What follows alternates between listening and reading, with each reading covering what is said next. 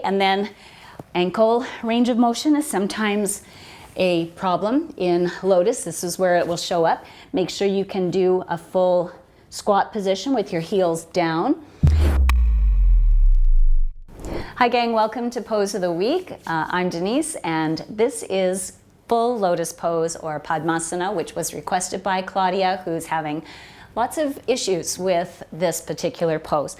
So, while I set up for this, I want to just say that it may not be a great pose for you. It's asking a lot of all of your joints, especially the knee joint, the ankle joint, and the subtalar joint. So, if your body isn't going to let you get there, then, we might need to reevaluate. But you can work on some prep poses in order to build the capacity to get into that pose safely, perhaps. So I would start with some postures like butterfly pose. And maybe even getting up onto something so that you can really spill your pelvis forward, because this is similar position that your hips would need to be in for Padmasana.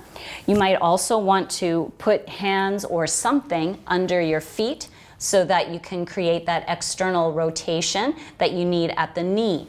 So that is going to get you pretty deep into the hip. The hip is the major limitation oftentimes in this posture, and then the knee ends up making up for it. So you want to make sure that you've got adequate hip movement.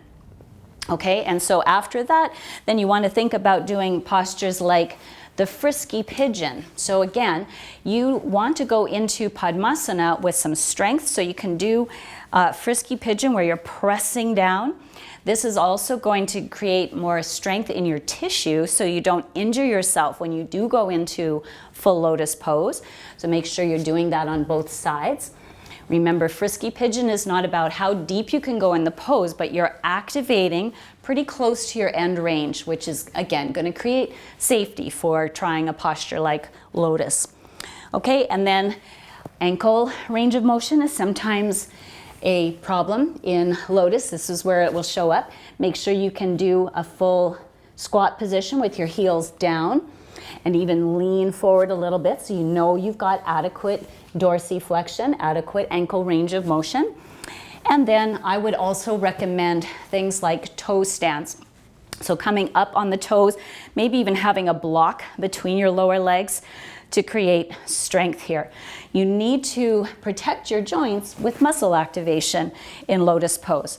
So, and then when you're ready to go in the pose, you've warmed up, you've strengthened your tissue, then you want to make sure you're flexing first, taking it into abduction and external rotation at the hip. And then you need external rotation at the knee as well. So take the knee into as much flexion as the body allows by bringing the hands under and then taking the foot across. It's good to keep the foot super active.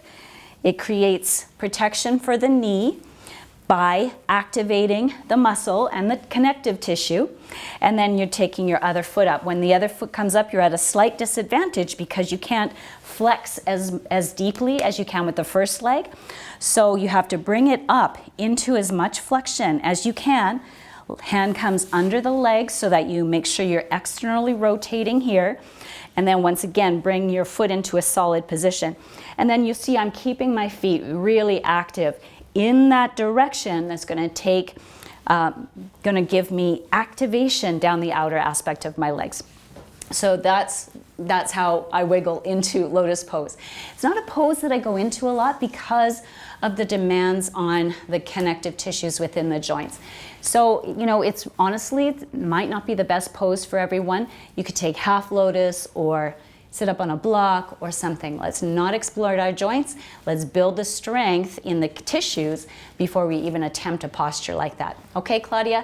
I hope that's somewhat helpful for you, maybe give you a new perspective. Thanks so much for requesting. Bye for now.